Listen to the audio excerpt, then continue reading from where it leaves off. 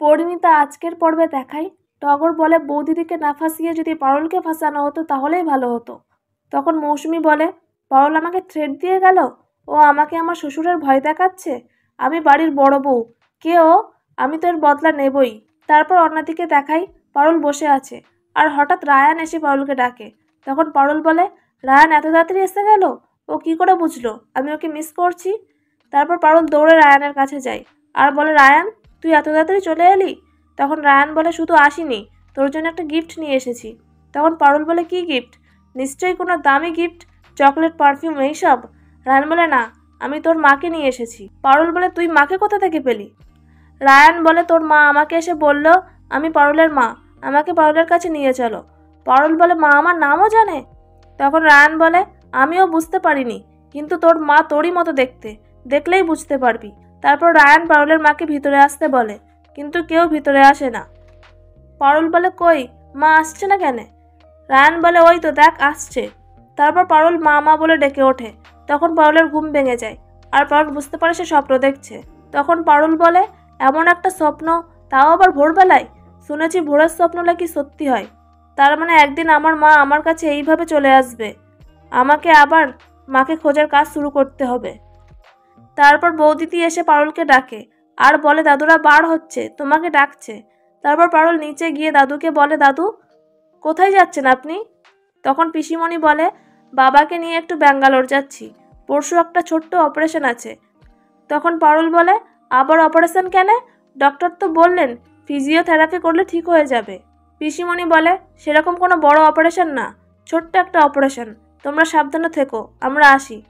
তারপর পারুল বলে আপনারা সবাই সাবধানে যান, তারপর দাদুকে সুস্থ করে ফিরাই আনবেন অপারেশনের পর।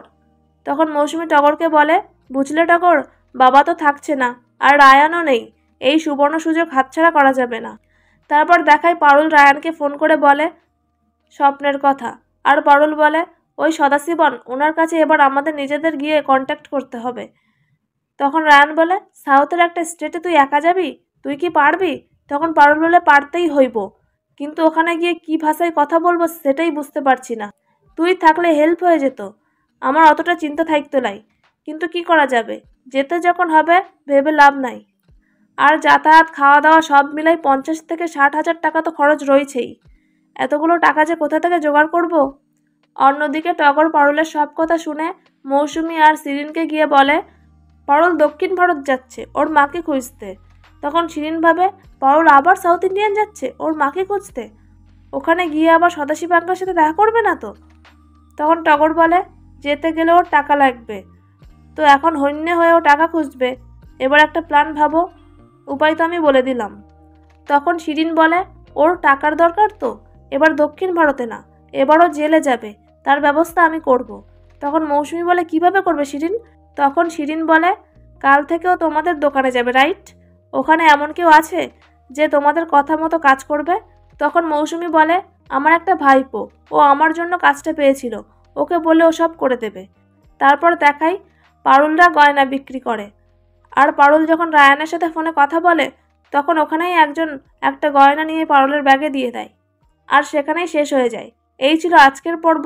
পরবর্তী পর্ব দেখতে চ্যানেলটা সাবস্ক্রাইব করে রাখবেন আর ভিডিওটি ভালো লাগলে লাইক কমেন্ট করে দেবেন।